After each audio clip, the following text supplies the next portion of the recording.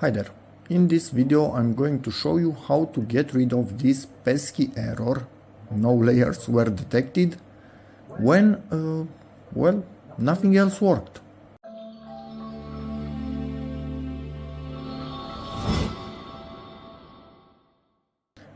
So, some people suggest we are in any cubic slicer, just to get that out of the way.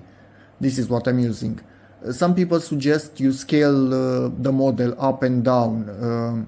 You try the included fixed model. I tried everything, nothing works. Make sure that the model is not going through the build plate. It's not going, it's right onto it. So everything is absolutely fine, but anytime I try slice plate, nope, I get this thing. Tried other settings, tried everything, nothing works again. So what you need to do, go into prepare mode, click on it and export as one STL.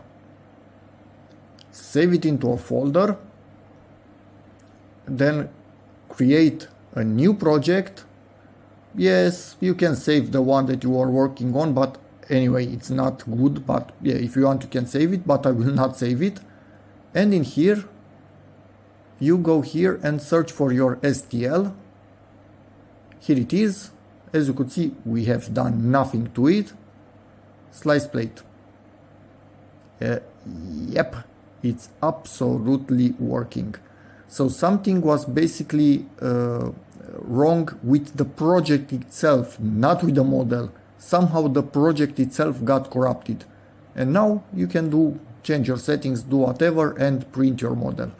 So yeah, if nothing else works, just save your model as an STL and import it again in a new project, and that should be enough to fix it. So, hope this video helps you, in which case please give it a like, check out my other videos, and as always, see you in the next one. Bye.